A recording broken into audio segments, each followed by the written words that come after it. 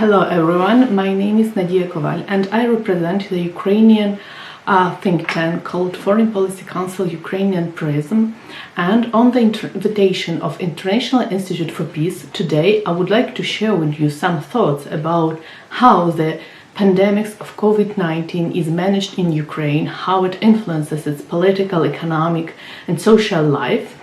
And I would start with the assertion that on the first glance, the situation with COVID-19 looks manageable in Ukraine because we have had one very timely and fortunate decision, that is to introduce quarantine measures quite early in mid-March, when the number of cases were still too low. And thanks to these measures, we have a very low figures comparatively with other countries of people who were sick or died. A few days ago, according to the stats, it was the 35th place in the world. Around 12,000 people were sick, and unfortunately 300 have died. But there is a darker side to this optimistic statistics, because now, almost 2 months into the quarantine, Ukraine remains one of the most under-tested countries in the whole world. In other words, very little amount of people actually get tests if they have COVID or any other disease. The problem here is that it's very problematic to prevent the new waves of infection, and with the flow of time, now population progressively starts to disregard quarantine measures, and government reacts to this in a way that it follows the population actually, that has strategic decisions. And from Monday, May 11, we have a significant loosening of quarantine regulations. For example, people now will have access to parks, some businesses would reopen, and so on and so forth. And we will see how this will reflect on the number of people ill in the following month. In general, but for this very timely quarantine, we could say that the reaction of the government to the disease, to the epidemics, has been quite chaotic. 3 ministers of health have changed since the outbreak, since the month of February, which resulted in a low decision-making capacity in such a critical situation, in some very murky office politics, in delayed procurement of medical necessities, in hasty copy-pasting very experimental treatments that get reported here and there. Still they get their ways into national guidelines for doctors, and so on and so forth. And finally, the whole healthcare sector reform, which could be named one of the most successful reforms of the previous government, is currently under threat of total cancellation. And we see a certain lack of state capacity because President actually divided the responsibility for fighting the corona outbreak with the biggest oligarchs in the country, and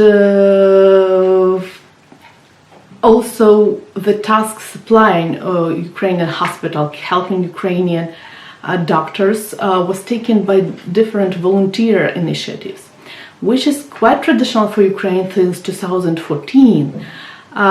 But still, if it is the case in 2020, that's a problem, because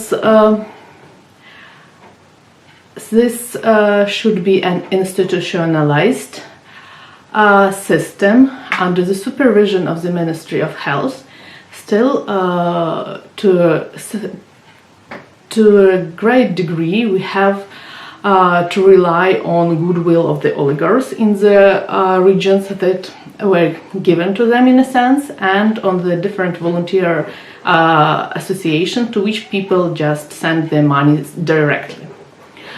A very interesting tweet of the COVID-19 epidemics in Ukraine was that these were mostly Ukrainian tourists and working migrants who brought actually the virus into the country, mostly traveling from the West, where they have work and interests. And in the beginning, there was a whole campaign by the MFA of Ukraine of this hasty return of people from all over the world, which was great as an idea, taking people back home, but it was quite poorly organized because people were returning in number. They were not given effective guidelines. The effective quarantine measures for them were not organized. We had a very virus-inducing crowds on the border, in the airports. People were not controlled after they were told to self-isolate for 14 days. And as a result, we had a few minor outbreaks, some, I would say, COVID clusters in the western regions like Ivano-Frankivsk, Chernivtsi, first of all, and Ternopil. And the luck was on Ukraine's side because people were returning in small towns and villages. This is the area which is not hugely urbanized. It has relatively low population density. So we have a few clusters in western Ukraine, but for the high level of infection in the city of Kyiv, which is predictable, as I said in the beginning, the situation looks quite manageable. If we think about the impact on the economy of the COVID-19, first, of course, the remittances from these Ukrainians working abroad that have now partially returned and partially just lost work in their country where they were working actually. Of course, these remittances will be hugely diminished, and due to some structural problems in Ukrainian economy and that businesses have stopped, now the economical contraction is predicted at 3 to 5% of the GDP, but we need some more calculations to be more sure. And as the industrial output shrank in the first year of the President Zelensky, the budget expenditures were already cut in the month of April, and with the IMF loan still not secured and the default fears not completely wiped out because local oligarch Igor Kolomoisky is still fighting very hard for his former Privatbank, which was nationalized under Poroshenko, and Kolomoisky is one of the biggest sponsor of the Servant of the People political project. So it's a real internal fight within the ruling coalition. The economic future of the country does not look so sure. Coming back once again to foreign workers, the very interesting development is that the government is suddenly not enthusiastic about sending workers abroad again, and there were already a few tensions about workers who wished to part for seasonal works, let's say in Finland or in Great Britain during the quarantine, last week actually. And in explaining his decision, the Prime Minister Shmyhal cited the general desire to keep these people home. This created a public outcry, of course, and as for now, these first groups of Ukrainians wishing to work abroad have been deported, but the issue itself is not resolved. But generally, the impact on the mobility of Ukrainians and their possibility to work abroad, and more generally, the restoration of the liberalized visa regime, the opening of the European borders, remain of the prime importance here. Finally, on the economic support, I would like to cite that the Ukrainian government has not introduced any meaningful system of economic measures for people who suffer from closed businesses, who lost work. And this was what fueled this disregard for the quarantine measures that I mentioned earlier, and even some protests of local businessmen. As a result, we had some tensions of the central of Kyiv with mayor of few cities, Cherkasy in central Ukraine, big industrial city Dnipro, in Mukachevo in Transcarpathia, because the mayors here decided to loosen quarantine restrictions unilaterally and officially, because they had a lot of pressures from below, and did that before the government and created tension in such a way. Now, if we switch to the ongoing conflict with Russia and specifically to the region of eastern Ukraine and Crimea, first of all, we must say that at the end of March, the contact line in Donbass and the administrative border of Crimea had been effectively closed, which had dismal effects on both the mobility from both sides and welfare of people. The bombings and shootings continue, including near the disengagement areas, which were created last year. Regular losses of life are reported, and especially for the OSCE special monitoring missions, it encountered further problem to access to some regions in occupied territory, which is justified by the COVID crisis, but of course it does not contribute to de-escalation. On the political level, the last Normandy format video conference did not produce much result immediately, and as to the commitments of the last Normandy summit in December, not many things have been achieved.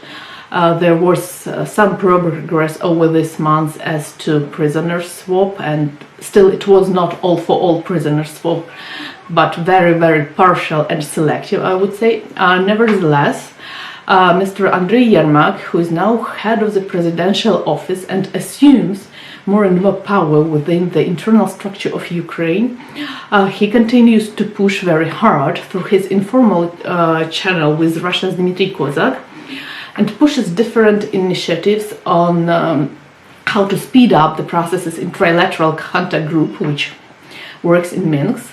First, he introduced a so-called consultative council with the representatives of civil society, as it's formulated from the occupied territories. It seems aborted for the moment because the reaction in Ukraine was very negative. Still, there are other initiatives. For example, just a day or two ago, the level of representation of Ukraine to this trilateral contact group, it means, has become higher. Now it would include some actual decision makers. And third, both Yermak and Zelensky personally continue to push for the local elections all over Ukraine, including the occupied territories of Donetsk and Luhansk region already this autumn. The question here is that Zelensky has put himself into a situation where he has some clear deadlines. He said himself that I have just a year to get some results on the conflict. So he's extremely pressured by himself and also by Russia, who now receives the upper hand in further pressure on him and demanding more concession. And of course, during the COVID-19 epidemic, there is a very logical ban where mass gathering or mass protests. So the tensions within the Ukrainian societies are not too visible for the moment for the outsider, but they are boiling and could erupt anytime. And I was also asked to elucidate the role of church in the times of COVID-19. And I would like to remind that currently we have three major churches in Ukraine. It would be the Ukrainian Orthodox Church of the Moscow Patriarchate. This would be the Orthodox Church of Ukraine of the Constantinople Patriarchate. And finally, the Ukrainian Greek Catholic Church. In March 2020, all these churches were a bit criticized, not too harshly, but criticized, because they were conducting services and acting as normal. People were coming to the church, and there was some criticism that this contributes for further disease spread. But since the formal introduction of the quarantine in mid-March, the focus of the crisis followed mostly the Orthodox Church of the Moscow Patriarchate.